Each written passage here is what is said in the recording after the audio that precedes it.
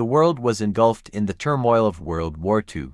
The United States had officially entered the war in December 1941, following the attack on Pearl Harbor. The war effort demanded massive amounts of resources, including metals, labor, and manufacturing capacity. While copper was essential for ammunition and communications equipment, the U.S. Mint continued to produce pennies using copper alloys. In 1942, before transitioning to alternatives in later years, the obverse front of the 1942 penny features the enduring image of President Abraham Lincoln, designed by Victor David Brenner. In 1909, to commemorate the centennial of Lincoln's birth, the design was revolutionary, marking the first time a real person appeared on regular issue U.S. coinage. Above Lincoln's head appears the word liberty to the left, and the motto "In God We Trust" arcs along the top. The date 1942 is placed to the right of Lincoln's profile. The reverse side shows two stylized wheat stalks curving along the sides, which is why this coin is commonly called the wheat penny, or wheat cent. Between the ears is the denomination,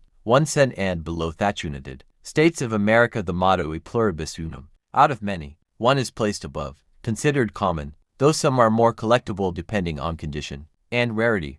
While 1942, pennies were still made from copper. The pressure of war production led to government experimentation with alternative materials. In late 1942, the U.S. Mint began tests on different alloys for the 1943 coin. This makes the 1942 coin historically significant. It was the final copper alloy penny before the war required drastic changes to U.S. coinage.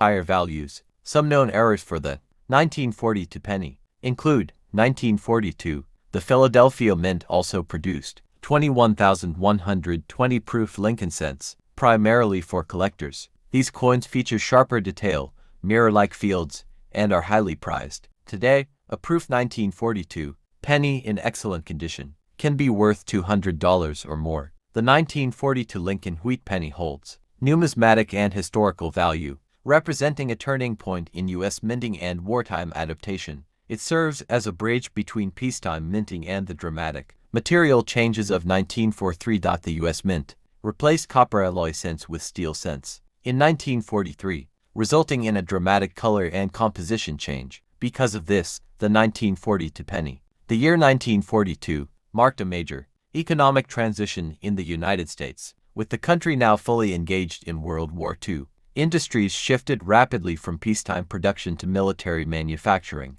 The economy was transformed overnight into what is now known as the arsenal of democracy. Copper, the primary material in pennies, became essential for bullets, shell casings, communication wires, and military machinery. The U.S. Mint was faced with growing pressure to conserve copper, and while 1942 pennies were still made of the usual copper alloy, they would be the last of their kind before the emergency material change in 1943. This makes 1942 a historically significant pivot year for coinage. 1942 cents were struck in copper.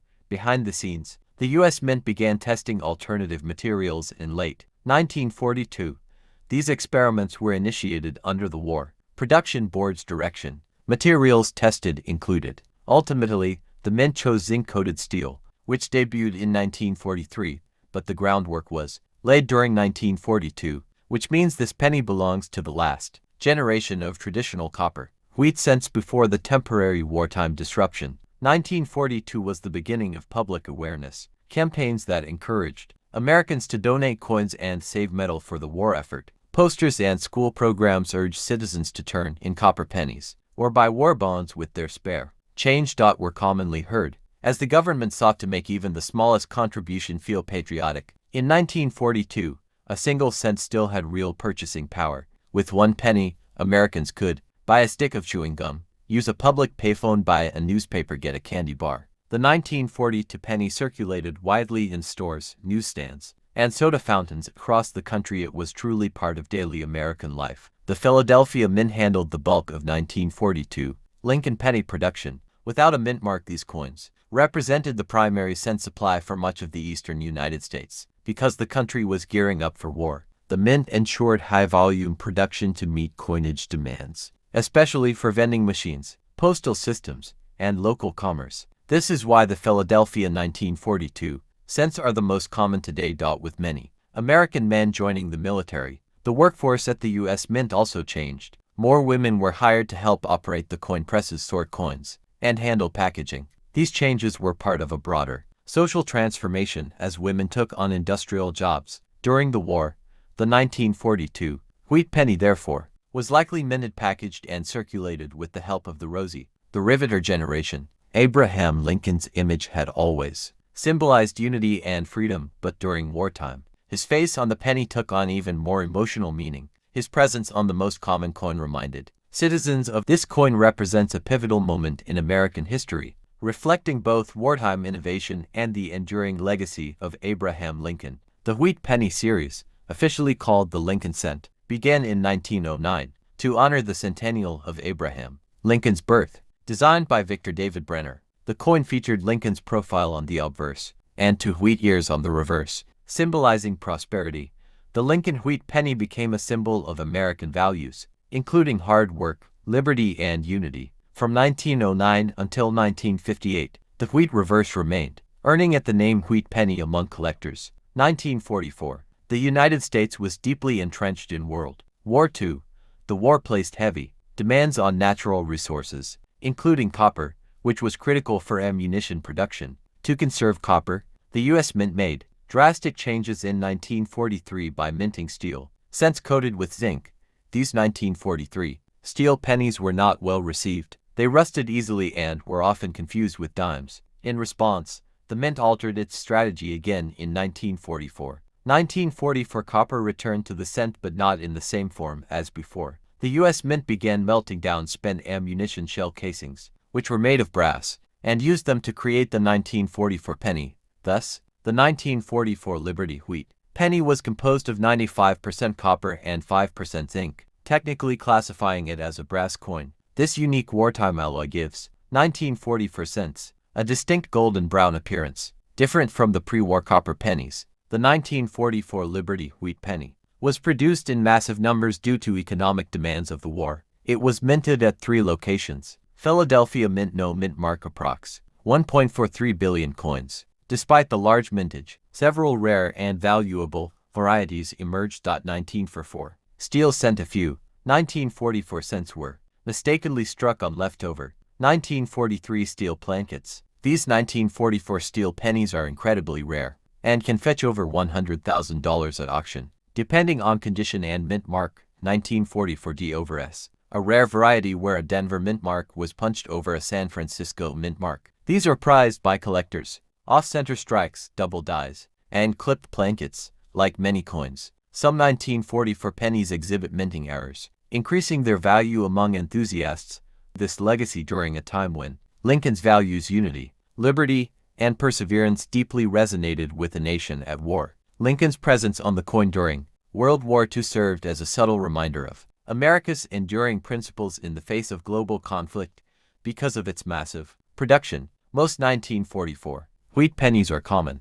In 1944, the United States was at the peak of its industrial might. During World War II, factories that once made consumer goods had shifted to producing tanks, planes, and ammunition. Every resource was carefully allocated, and metals like copper and nickel were critical to the war effort. The U.S. government enforced strict rationing, and even coins were subject to scrutiny. The decision to use spent ammunition, shell casings for coin production, was not only symbolic but also strategic. It demonstrated that nothing was wasted, and every piece of metal was recycled for victory. From 1944 to 1946, the Lincoln cents were made from recycled shell casings, which were collected from military training grounds and battlefields. This made the coins themselves part of the war effort, minted quite literally from the remnants of conflict. These are sometimes referred to as shell case cents or victory cents, and though chemically similar to pre-war bronze cents, the slight differences in appearance are visible under close examination. The mint facilities in Philadelphia, Denver, and San Francisco used single squeeze dies to strike the coins. The high volume of production meant that quality control was not always perfect, which contributed to numerous errors and die varieties. Despite that, the 1944 pennies are generally well struck and display strong design elements. The obverse still used Victor D. Brenner's original design from 1909, which remained largely unchanged throughout the wheat cent era. Throughout the mid-20th century, the 1944 wheat cent became one of the most commonly found coins in circulation, especially among baby boomers, who often pulled them from pocket change. As part of beginning coin collections, the 1970s and 1980s, interest in coin collecting soared. The 1944 penny was often one of the first coins young collectors would identify and store in cardboard albums. This mass interest kept the coin story alive across generations. While copper was reintroduced in 1944, a few leftover, zinc-coated steel plankets from 1943 were mistakenly used in 1944. This led to the ultra-rare 1944 steel penny, which is among the most valuable Lincoln cents in existence. Many people who lived through the 1940s have memories tied to these coins, using them for candy war bond drives and bus fare, a time when a single cent held more purchasing power and patriotic meaning. During World War II, nearly every aspect of American life was connected to the war effort, from Rosie the Riveter to ration books.